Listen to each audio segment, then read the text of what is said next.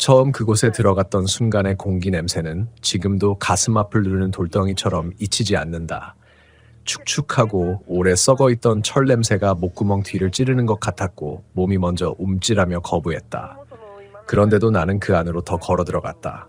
꼭 그래야만 하는 사람처럼 누군가 등에 손을 얹고 미는 듯한 기분까지 느끼면서 나는 전라남도 화순에서 태어난 29살의 평범한 주민이었다. 지금은 사람이 거의 찾지 않는 옛 탄광 주변에 살지만 어릴 때부터 늘 그곳을 지나다녔다. 사람들은 폐광이라 부르며 피했지만 나에게는 그냥 낡은 시설일 뿐이었다. 폐허가 된 것들의 흔적 속에서도 어느 정도 익숙함과 편안함을 느끼는 사람이었으니까. 그런데 이상하게 나는 그날 그 폐광을 바라보는 내 시야가 조금 달라졌다는 걸 느꼈다. 마치 어디선 확인해라 라고 속삭이는 목소리에 끌린 듯 자연스럽게 발걸음이 향했다. 가을 끝자락의 바람은 차갑지도 따뜻하지도 않았다. 하지만 폐광 입구 앞에 서는 순간 온도가 갑자기 뚝 떨어진 것처럼 피부가 오싹해졌다. 주변 잡초들이 바람 없이 미세하게 흔들리는 것도 눈에 들어왔다. 이유가 없는 움직임. 그리고 그 뒤편에서 들려온 아주 가벼운 돌을 굴리는 듯한 소리. 나는 그 소리가 사람인지 동물인지 구분할 수 없었다.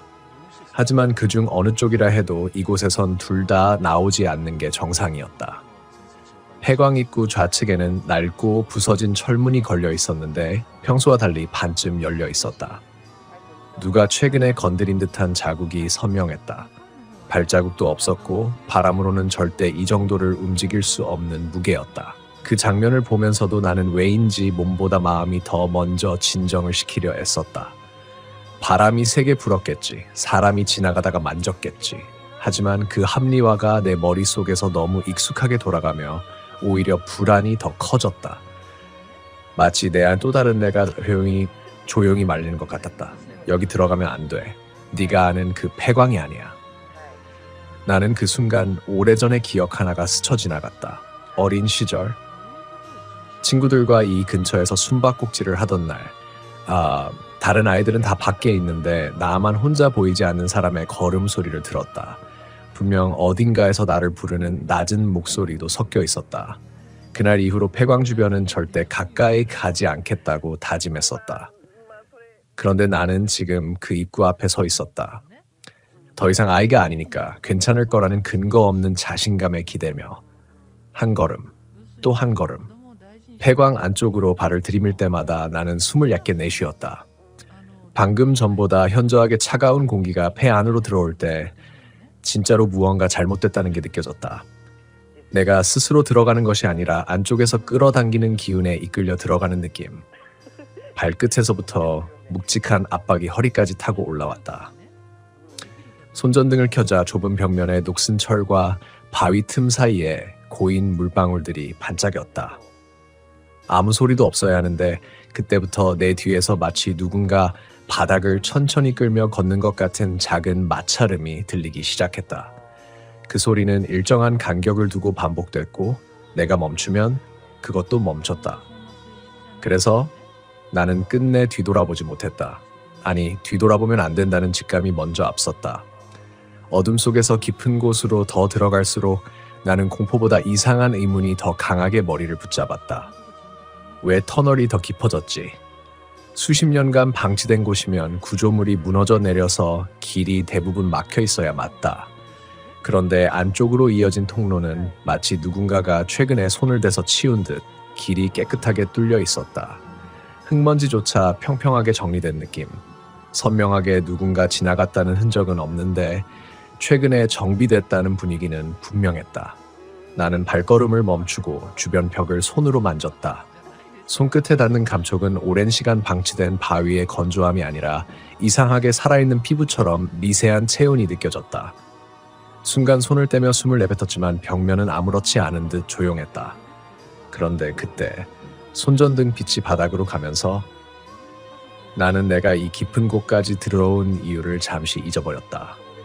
바닥에 길게 이어지는 끌린 자국, 누군가 무거운 물체를 질질 끌고 간 듯한 길이 만들어져 있었다. 그런데 문제는 끌린 자국이 두 개였다. 무언가를 끄는 사람의 발자국이 아닌 두 개의 물체만 바닥을 스치며 지나간 흔적. 마치 손과 손이거나 발과 발이거나 형태만 다른 두 개의 신체가 똑같은 방향으로 이끌려간 듯한 모습.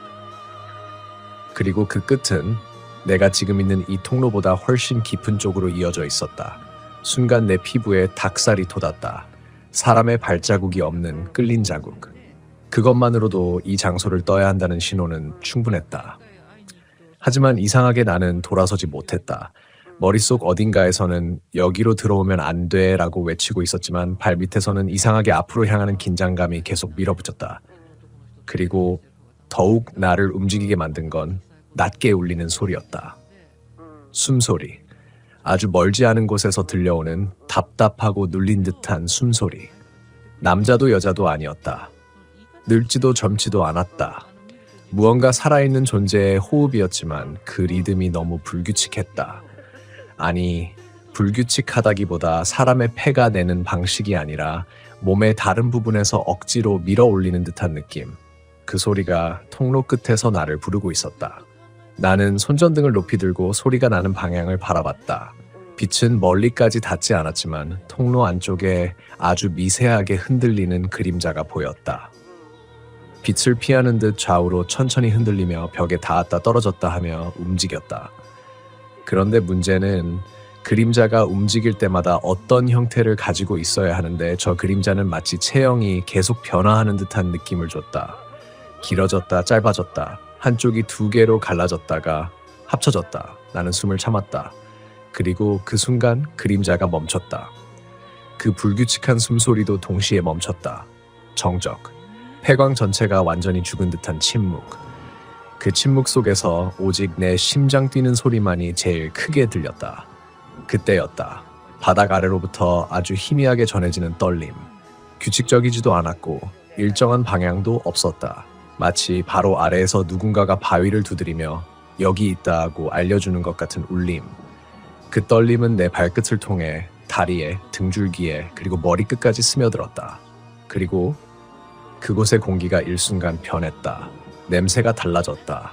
습한 철 냄새 사이에 사람의 오래된 땀과 오랫동안 갇혀있던 채취가 섞인 냄새가 떠올랐다. 나는 그 냄새를 알고 있었다.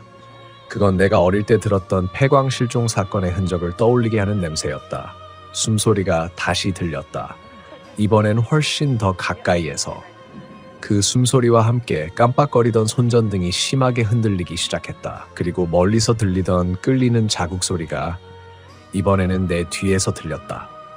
천천히, 아주 천천히 바닥에 뭔가 닿는 소리가 한 발 한 발 가까워지고 있었다. 나는 뒤돌아보지 않았다. 하지만 내 귀는 분명히 알고 있었다. 그 소리는 인간의 걷는 소리가 아니었다. 그건 네 발로 기어오는 무언가의 움직임이었다. 바닥에 솔키는 소리가 점점 가까워질수록 내 옆구리 안쪽부터 서서히 차가운 공기가 한 줄기씩 스며드는 듯했다. 폐광 속 공기 전체가 움직이는 방향이 내가 아니라 내 뒤쪽을 향한 것처럼 느껴졌다. 마치 어떤 존재가 내 뒤에서 숨을 들이쉴 때마다 주변 공기까지 같이 끌려 들어가는 듯한 감각. 손등에 소름이 돋았고 손전등 잡은 손목까지 미세하게 떨렸다. 하지만 나는 여전히 돌아보지 못했다. 이미 본능이 알고 있었다.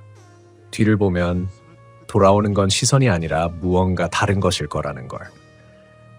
점점 가까워지는 끌리는 소리가 일정한 속도를 유지하지 못하고 가끔씩 멈췄다가 갑자기 빠르게 다가왔다 멀어지는 식으로 들렸다. 인간의 움직임에서는 절대 나올 수 없는 불규칙함. 마치 움직이는 존재이면서도 동시에 움직임을 조절하지 못하는 존재처럼 보였다. 그리고 그 불규칙함이 오히려 더 무서웠다. 예측할 수 없으니까. 마치 뒤에서 기어오는 무언가가 네가 어떤 반응을 보일지 시험하고 있다는 듯. 내 몸은 굳은 채였지만 눈은 본능적으로 도망칠 방향을 찾고 있었다.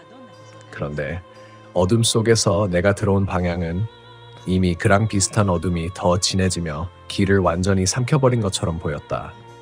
들어온 길이 맞는지조차 확신할 수 없게 되어 있었다. 손전등 빛이 닿지 않는 어둠은 깊이가 아니라 성질이 달랐다.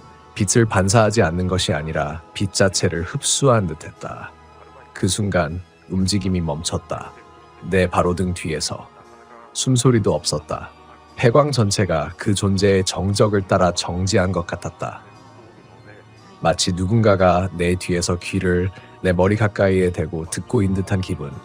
숨도 크게 못 쉬고 온몸이 굳어있는 그 상태에서 내 바로 뒤쪽 공기가 아주 약하게 움직였다. 마치 누군가가 숨을 들이쉬기 직전에 그 작은 바람. 그리고 바람이 멎었다.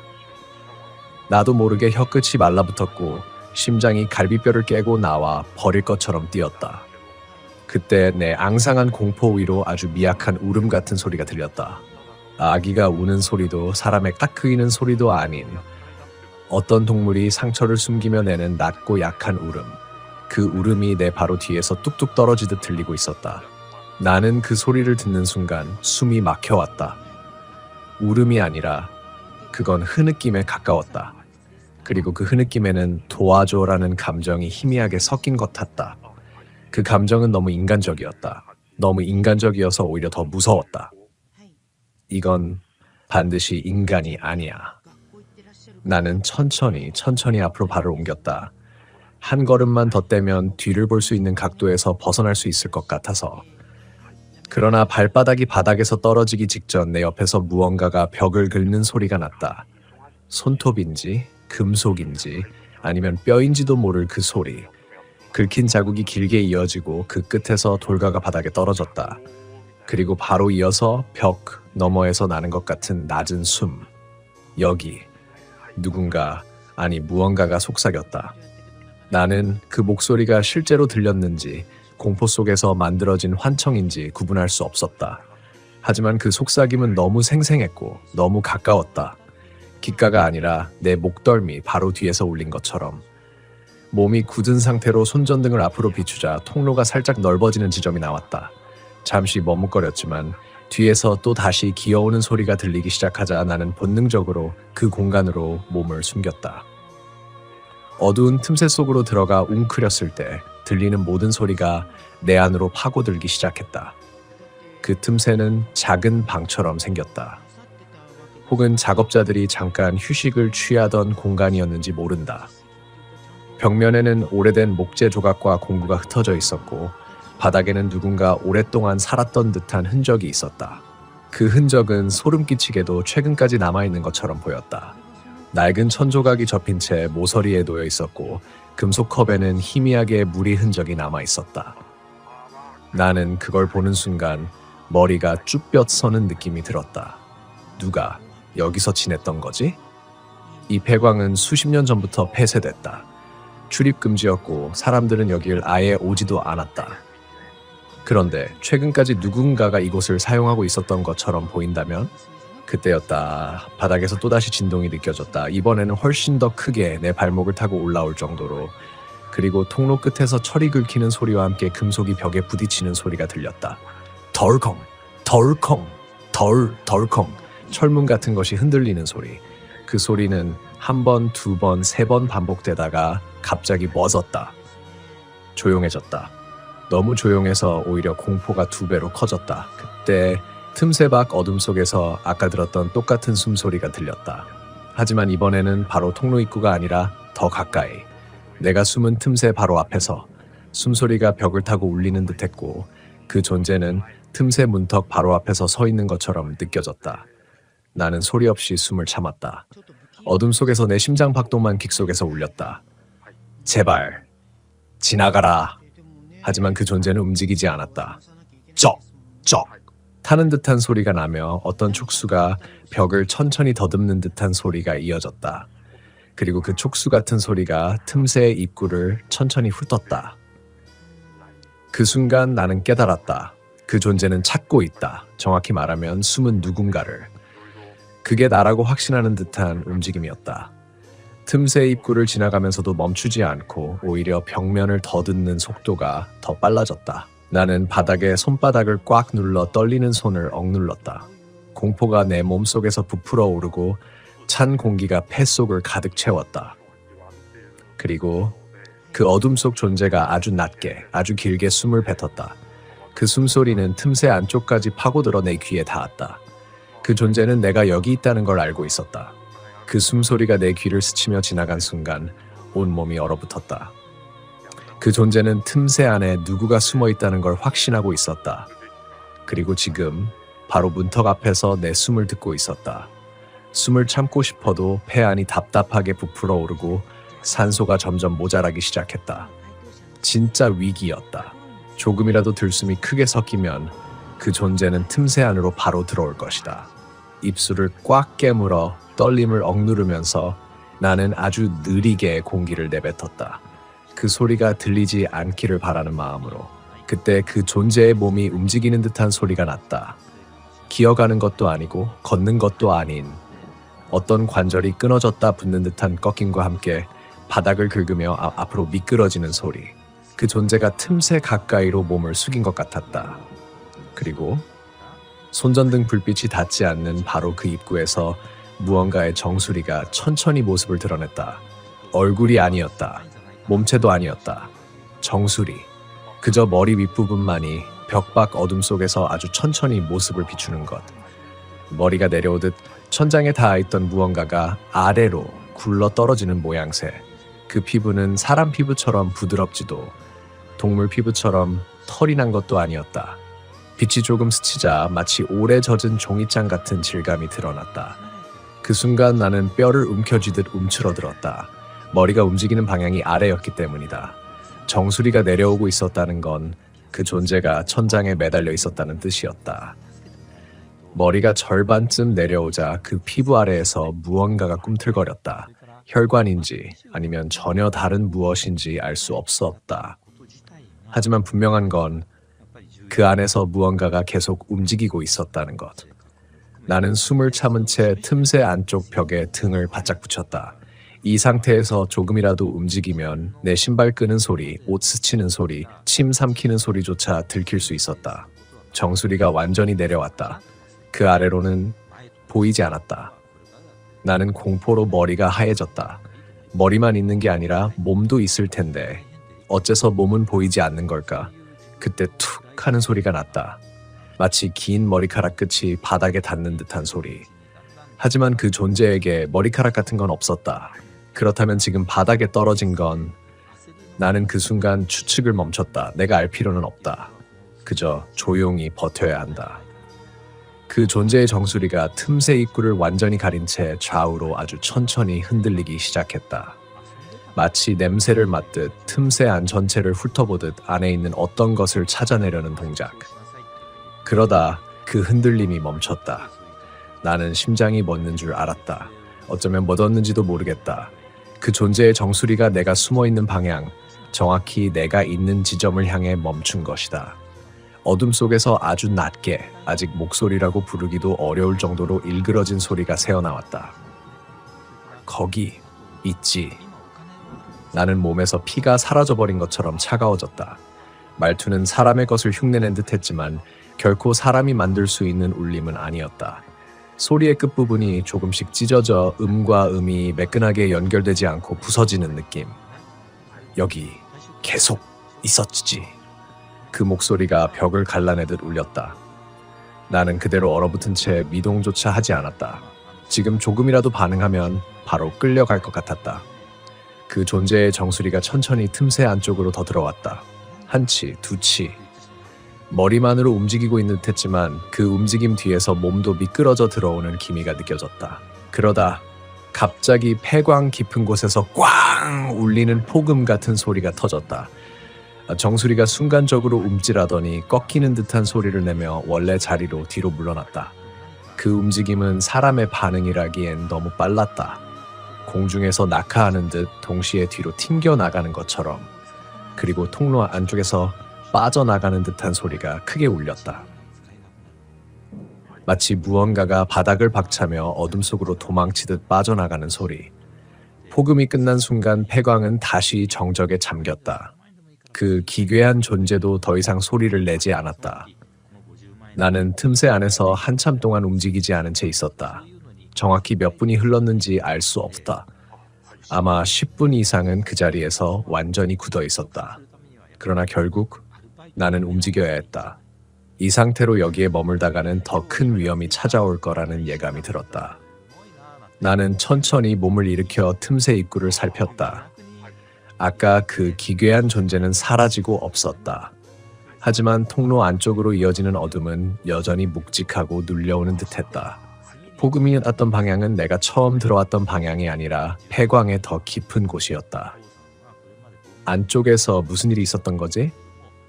그 존재가 멀어진 건 확실하지만 이제는 폐광 깊은 곳에서 다른 위협이 느껴졌다.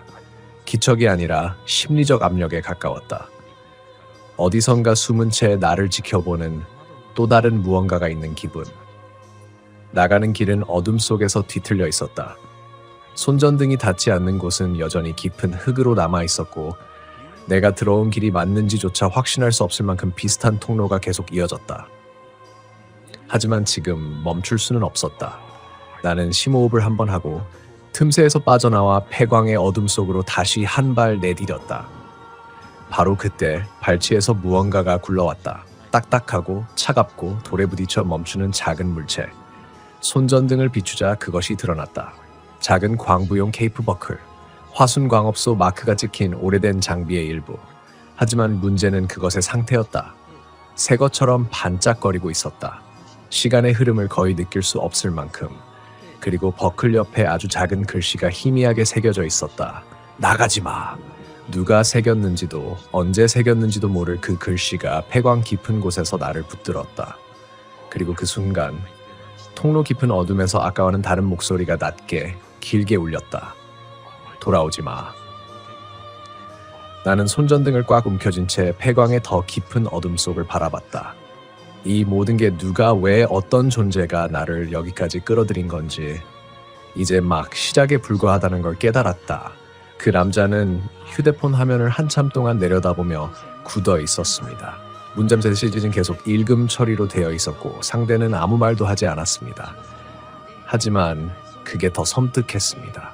야, 진짜 누구야? 장난치지 말라니까. 그가 다시 문자를 보내고 난 뒤 집안은 숨막힐 만큼 고요했습니다. 그런데 그 고요함 속에서 바닥 아래에서 뭔가 스스 미끄러지는 소리가 들렸습니다.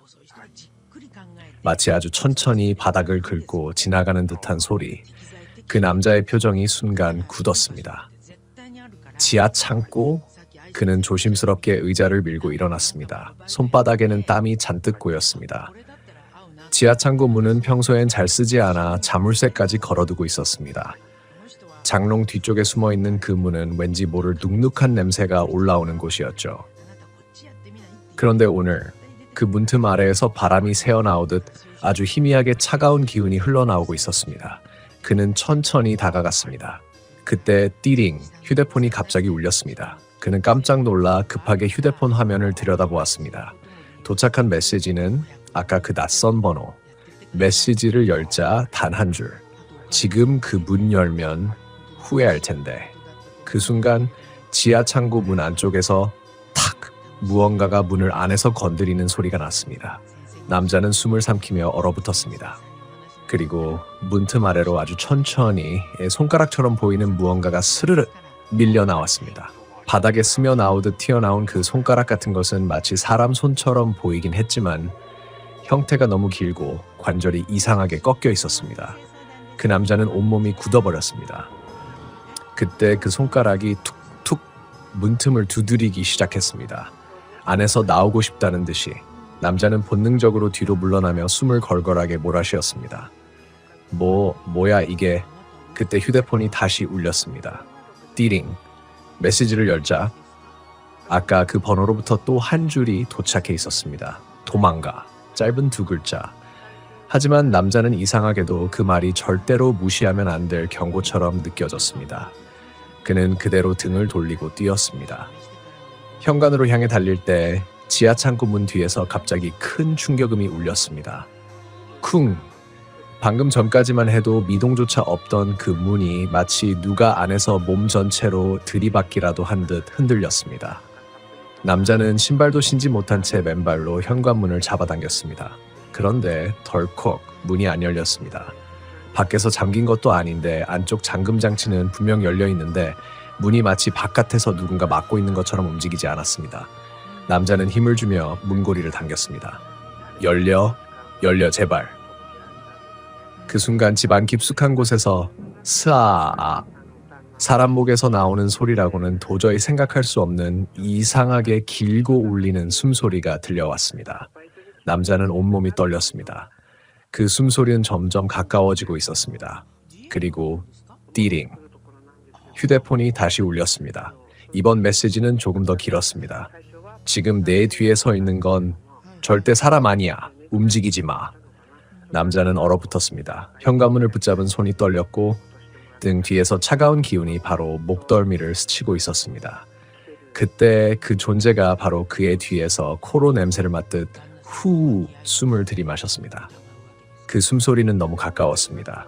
등 뒤에서 공기가 미세하게 흔들릴 정도로 남자는 심장이 미친 듯이 뛰는 걸 억누르려 했지만 그 박동이 등 뒤 그것에게까지 들릴 것처럼 크게 느껴졌습니다. 그는 눈을 감고 아주 천천히 숨을 들이쉬었습니다. 하지만 그 순간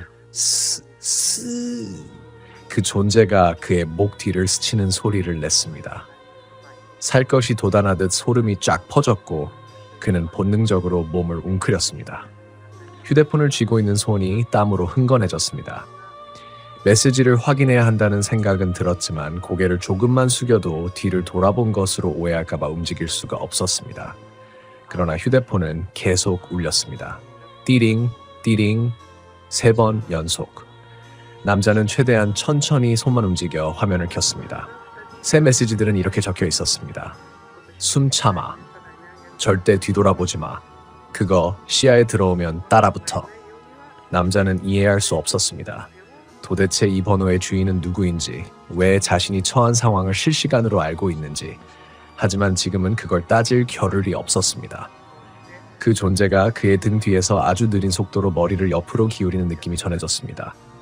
보고 있다. 나를 보고 있다. 남자는 이 생각만 머리에 떠올랐습니다. 그러다 갑자기 쿵! 지하의 문에서 다시 충격이 울렸습니다. 마치 안에서 또 무언가가 들이받는 것처럼 그 순간 등 뒤의 존재는 갑자기 움직임을 멈췄습니다. 그리고 사라졌다. 사라졌다는 표현이 가장 가까웠습니다. 기척도 숨소리도 온기도 모두 사라졌습니다. 마치 처음부터 아무도 없었던 것처럼 남자는 그제야 굳은 몸을 조금씩 풀기 시작했습니다. 그러나 방심하는 순간 현관문이 철컥하고 조금 열렸습니다. 아무도 잡아당기지 않았는데 외부에서 누군가 살짝 밀어넣은 것처럼 남자는 겁에 질려 뒷걸음질을 쳤습니다. 그리고 바로 그때 휴대폰이 또 울렸습니다. 띠링. 이번 메시지는 한 줄. 지하로 내려가지 마. 너 아직 둘이 아니야. 남자는 손이 떨렸습니다. 둘이 아니다? 그렇다면 지금 이 집 안에 아직 뭔가가 더 있다는 건가? 그 의문이 떠오르던 순간 지하에서 아주 천천히 철, 무언가 끌리는 소리가 시작됐습니다. 지하 창고 바닥을 긁으며 올라오는 무언가의 소리. 남자는 도망쳐야 한다는 생각뿐이었습니다. 그러나 발이 떨어지지 않았습니다. 문틈으로 들어오는 찬바람 속에서 뭔가가 낮게 웃는 듯한 소리가 아주 희미하게 섞여 있었습니다. 그 낮게 새어나오는 웃음소리는 사람이 내는 숨과는 완전히 달랐습니다. 입이 찢어질 만큼 벌어진 채 호흡 사이를 긁어내며 나오듯한 목 뒤가 얼어붙는 소리. 남자는 문에서 멀어지려 했지만 발바닥이 마치 바닥에 붙은 것처럼 움직이지 않았습니다. 몸이 스스로 멈춰버린 느낌이었죠. 대신 귀가 오히려 더 예민해졌습니다. 지하에서 올라오는 소리가 점점 선명해지고 있었습니다. 철. 금속이 콘크리트를 긁는 소리와 함께 어딘가 규칙적으로 숨을 뱉는 듯한 소리가 섞여 있었습니다. 헉. 마치 아주 먼 곳에서 들리던 소리가 계단 하나하나 올라올 때마다 조금씩 가까워지고 있었습니다. 남자의 시야가 좁아지는 것 같았습니다. 손끝이 저릿하고 숨이 턱 막혔습니다. 그때 휴대폰이 다시 진동했습니다. 부르르. 남자는 거의 반사적으로 화면을 봤습니다. 도착한 메시지 한 줄. 계단에서 두 번째 발소리 들리면 숨 쉬지 마. 남자는 핏기가 가신 채 속으로 중얼거렸습니다. 두 번째가 뭐지? 지하의 소리는 점점 또렷해져 갔습니다. 계단 첫 번째. 그리고 잠시 멈춤. 남자는 몸을 떨며 숨을 조심스럽게 들이마셨습니다. 지금 들이쉬는 이 공기조차 누군가에게 들킬 것 같았습니다. 그러다 철끌 두 번째. 남자는 즉시 숨을 멈췄습니다. 폐가 타들어가듯 아팠지만 미세한 소리 하나도 내고 싶지 않았습니다. 그때였습니다.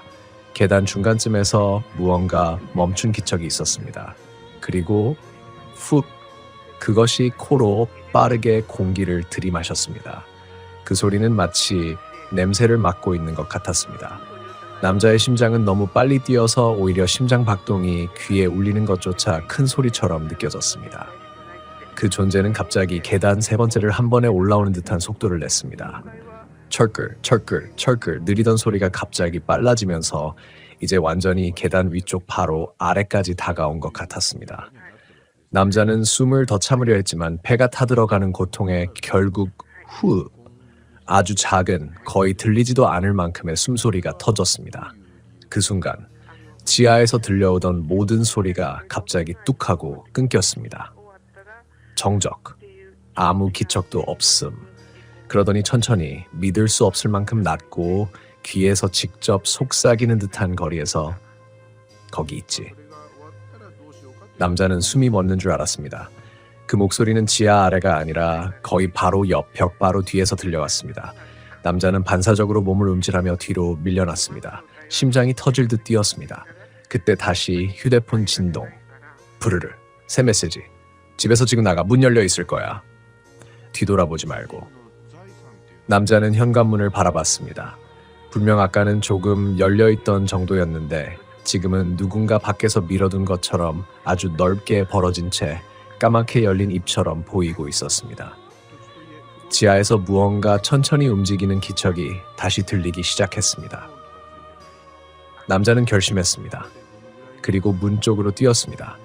발바닥이 화끈거리며 차가운 바닥을 박차고 나갔습니다. 바깥 공기가 폐 안으로 들이쳐 들어올 때 그는 다시는 이 집 안을 보지 않기로 했습니다. 그러나 현관을 지나 완전히 밖으로 나가는 순간 집 안에서 말로 설명할 수 없는 길고 끈적한 비명 같은 소리가 뒤에서 울렸습니다. 우와! 남자는 뒤돌아보지 않았습니다. 그저 죽을 힘을 다해 뛰었습니다. 그리고 몇 분 후 집에서 멀찍이 떨어진 큰 길에 도착했을 때 휴대폰으로 또 하나의 메시지가 도착했습니다. 지금부터 숨 조심해. 너 뒤에서 따라오고 있어. 메시지를 읽는 순간 남자의 뒤에서 바람이 아주 미세하게 흔들리는 소리가 들렸습니다. 바람이 스치는 정도의 미세한 소리였는데 남자는 그건 뭔가가 숨을 들이마시는 애 더 뒤에서 아주 가까운 곳. 남자는 숨을 꾹 눌러 참았습니다. 몸손에 쥔 가로등 아래까지 뛰어왔지만 빛이 남자 아주 다른 그림자 하나 길고 형태사람 남자의 목 뒤가 화끈 달아올랐습니다. 그 뒤에 그리스 해 입안에서 혀를 길게 굴리는 듯한 공기를 핥는 듯한 소리가 남자의 바로 뒤에서 들렸습니다. 남자는 몸을 돌리고 싶지 않았습니다. 돌아보는 순간 무엇이든 그것을 보게 될 것 같았고 본다는 건 곧 따라잡힌다는 의미일 것만 같았습니다. 그때 다시 휴대폰 진동, 부르르. 손이 떨려 화면을 제대로 잡지 못할 정도였지만 남자는 어떻게든 메시지를 열었습니다. 이번엔 조금 더 긴 문장. 멈추지 마. 빛 있는 곳으로 계속 이동해. 뒤에 있는 건 내가 멈추면 가까워져. 서 있지 마. 남자는 순간적으로 주변을 둘러봤습니다. 가로등이 일정 간격으로 이어지고 있었지만 불규칙적으로 꺼진 구간도 있었습니다. 지금 자신이 서 있는 곳 바로 앞, 불이 나간 가로등 아래로 이어지는 길목은 검게 뚫린 빈 공간처럼 느껴졌습니다. 남자는 속으로 중얼거렸습니다. 저기를 지나가야 하는 거야. 그런데 갑자기 뒤에서 그것이 작은 숨을 들이마시는 소리를 냈습니다. 남자는 몸 전체가 순간적으로 굳었고 요동치는 공기 속에서 그 존재가 예전보다 더 가까이 다가와 있다는 걸 알아차렸습니다. 한 발짝 뒤로 물러서는 느낌. 남자의 등 뒤 바로 뒤에 얼굴이 붙어있는 느낌. 남자의 폐가 쪼그라드는 듯 아파왔습니다. 숨을 참을 수도 내쉴 수도 없는 상태. 그때 다시 메시지 도착. 지금 뛰어. 어두운 구간 통과해도 돼. 지금 아니면 못 도망가. 남자는 생각할 틈도 없이 어두운 가로등 구간을 향해 전력 질주했습니다. 순간 뒤에서 히! 기괴하게 찢어진 비명과 함께 무언가가 바닥을 긁으며 따라 달리는 소리가 들렸습니다. 빠른 속도, 사람이 낼 수 없는 속도. 타다다다다! 철끌, 철끌. 남자는 폐가 터질 듯 뛰었고 발바닥이 타는 듯 아팠습니다. 그러나 뒤에서 따라오는 그 소리는 한 번도 끊기지 않았습니다. 몇 초 후, 불이 켜진 가로등 아래에 다시 도착한 순간 뒤에서 들리던 소리가 뚝 하고 멈췄습니다. 남자는 주저앉아 헐떡이며 숨을 몰아쉬었습니다. 온몸이 벌벌 떨렸고 목구멍에서는 비명인지 헐떡임인지 모를 소리가 새어나왔습니다. 그런데 죽을 듯이 헐떡이며 숨을 들이마시던 순간 어깨 위에 뭔가 차갑고 길게 생긴 손 같은 것이 툭 하고 얹혔습니다. 남자는 즉시 몸을 굳혔습니다. 온몸에 피가 한 번에 멎는 느낌, 그리고 그 뒤에서 들려온 한마디. 멈추지 말랬잖아. 남자는 그 자리에서 그대로 얼어붙었습니다. 그 목소리는 낯설지만 동시에 어느 순간부터 메시지를 보내던 그 목소리처럼 느껴졌습니다. 그러나 훨씬 더 차갑고 훨씬 더 가까웠습니다. 그 손이 어깨에서 목덜미 쪽으로 천천히 스르르 미끄러져 올라왔습니다. 살갗이 찢어질 듯 소름이 돋았습니다. 남자는 아주 작은 귓속말로 질문했습니다. 당신이 메시지 보낸 그 사람? 잠시 동안 대답이 없었습니다. 그 침묵이 오히려 더 무서웠습니다. 그리고 느릿하게 혀를 끄는 듯한 목소리가 그의 귀 뒤에서 속삭였습니다. 메시지? 그건 내가 보낸 게 아니야. 남자는 그 말과 함께 다리에 힘이 풀렸습니다. 등 뒤에서 들려오는 그 음성이 이어서 낮게 길게 웃기 시작했습니다. 너 누가 도와준다고 생각했어? 그 웃음은 점점 울리는 소리로 바뀌었고 남자의 귀가 울릴 정도로 강해졌습니다. 남자는 이대로 있으면 정말 그것에게 잡힌다는 걸 직감했습니다. 그 순간 멀리서 자동차 헤드라이트가 켜지며 남자 쪽으로 다가오기 시작했습니다. 강한 빛이 남자의 그림자를 길게 끌어냈고 그 그림자 뒤에 있던 또 다른 그림자가 빛이 닿는 순간 마치 연기처럼 사라져버렸습니다. 남자는 믿을 수 없는 얼굴로 뒤를 돌아봤습니다. 아무것도 없었습니다. 찰나에 빈 공간만이 남아있었습니다. 그때 휴대폰이 울렸습니다. 띠링, 화면에 표시된 메시지 한 줄. 이번엔 번호도 이름도 없었습니다. 마치 발신자 없음처럼 문장 하나. 그거 아직 끝난 거 아니다. 남자는 다시 뒤를 돌아봤습니다. 그리고 조금 전까지만 해도 비어있던 가로등 아래 서늘한 실루엣이 아주 길게 늘어난 팔을 휘저기며 천천히 서 있는 것이 보였습니다. 가로등 불빛 아래 서 있는 그 실루엣은 마치 사람 같아 보이면서도 사람의 형태라고는 도저히 이해할 수 없는 방식으로 일그러져 있었습니다. 특히 팔이 너무 길었습니다. 팔꿈치가 2개는 있는 것처럼 보였고 그 관절들이 부자연스럽게 튀어나와 빛 아래서 이상하게 번들거리고 있었습니다. 남자는 숨을 삼켰습니다. 그 실루엣은 움직이지 않았습니다. 그저 머리만 천천히 기울여 남자를 관찰하는 듯한 자세로 서 있었습니다. 남자는 어깨가 저릿해질 정도로 긴장했습니다. 그리고 너무나 본능적으로 느꼈습니다. 저건 나보고 오라는 거구나. 바로 그때 휴대폰이 떨렸습니다. 부르르. 남자는 손이 떨릴 만큼 고통스러운 심정으로 화면을 열었습니다. 메시지 한 줄. 거기 가지마. 절대로. 남자는 다시 고개를 들어 실루엣을 봤습니다. 그 실루엣은 아주 천천히 팔을 들어 남자를 향해 이리 와 하는 동작을 했습니다. 덤덤하지만 길고 마치 뼈가 관절마다 따로 움직이는 것 같은 부자연스러운 몸짓. 남자는 뒤로 한 걸음 물러났습니다.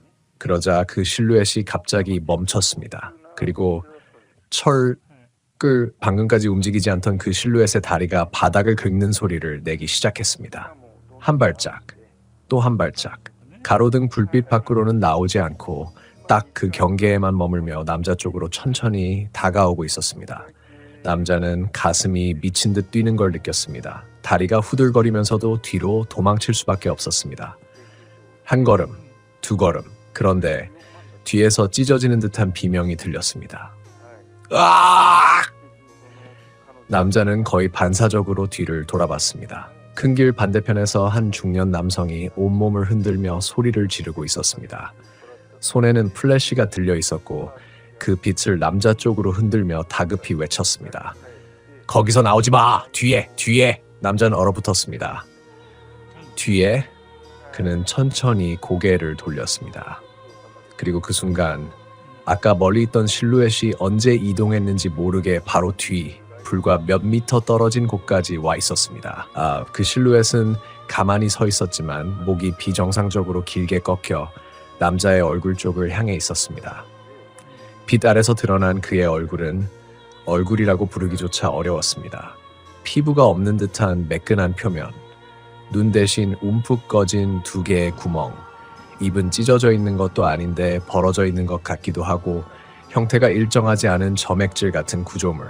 그 실루엣의 머리가 기이하게 흔들리며 남자의 냄새를 맡는 듯 왼쪽 오른쪽으로 천천히 움직였습니다. 남자는 숨을 삼키려 했지만 목구멍이 죄어진 듯 아무 소리도 나오지 않았습니다. 그때 길 건너 그 남성이 다시 소리쳤습니다. 뛰어! 뛰라고 했잖아! 다! 빛 아래로 오지 마라! 거기는... 그 남자의 말은 거기서 잘렸습니다. 그 실루엣이 갑자기 움직였기 때문입니다. 타다다다! 믿을 수 없는 속도로 남자를 향해 손가락 같은 긴 구조물을 휘두르며 뛰어오고 있었습니다. 남자는 본능적으로 몸을 틀어 옆 골목 쪽으로 달렸습니다. 골목은 가로등조차 없는 어두운 길이었습니다. 그러나 뒤에서 들려오는 그 기이한 발소리와 금속 긁는 소리는 그를 밀어붙였다시피 움직이게 만들었습니다. 철끌! 철끌! 타다다다! 남자는 숨이 터질 듯 달렸습니다. 한계까지 밀어붙이는 속도였지만 뒤에서 따라오는 소리는 점점 더 가까워지고 있었습니다. 골목 끝에 다다랐을 때 갑자기 벽면 사이 좁은 틈 하나가 보였습니다. 몸 하나 겨우 들어갈 정도의 좁은 공간. 남자는 생각할 겨를 없이 그 틈으로 몸을 밀어 넣었습니다.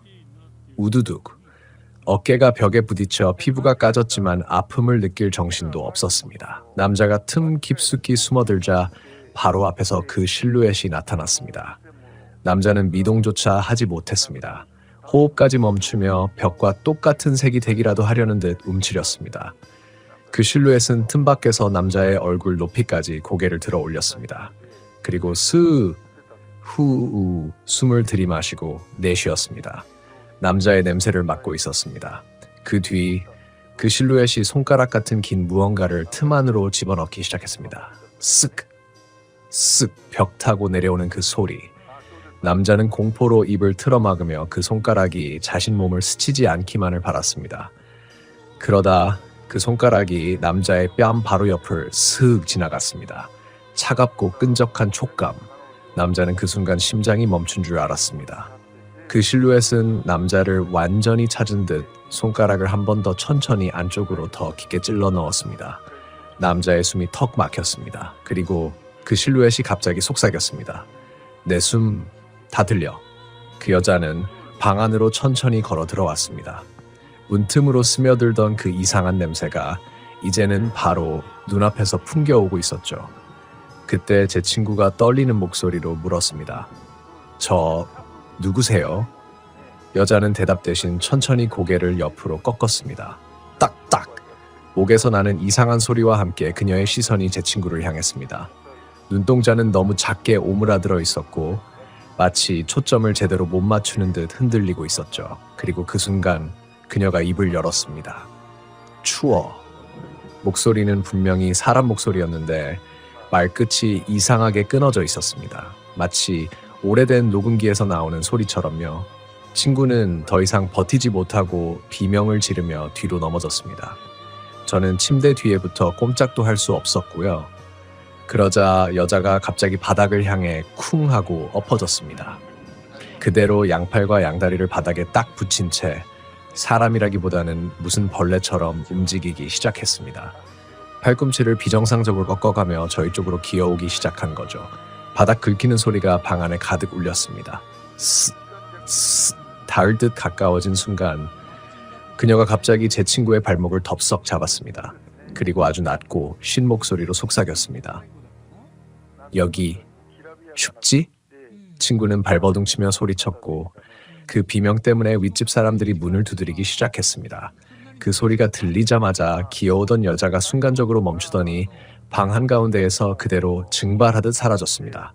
말 그대로 없어졌습니다. 발자국도 흔적도 없었습니다. 문 열고 들어온 윗집 아주머니는 방 안을 둘러보더니 저희에게 묘한 표정으로 말했습니다. 혹시 발소리 들렸어요? 저희가 떨면서 고개를 끄덕이자 아주머니는 말했습니다. 여기 전에 살던 여자 기억나요? 항상 춥다고 했던 사람, 몸에 병이 있었는데 갑자기 돌아가셨거든요. 그리고 아주머니는 마지막으로 덧붙였습니다. 가끔 그 발소리가 아직도 들린대요. 밤마다 방이 춥다고. 아주머니가 돌아간 뒤 방 안은 기묘할 정도로 차가워졌습니다. 창문은 닫혀 있었는데도 마치 누군가 바로 옆에서 숨을 쉬는 듯한 느낌이 들었습니다. 그리고 그날 이후로 친구는 혼자 자지 못합니다. 잠들기 직전 항상 누군가 귓가에서 속삭인다고 했죠. 여기 춥지?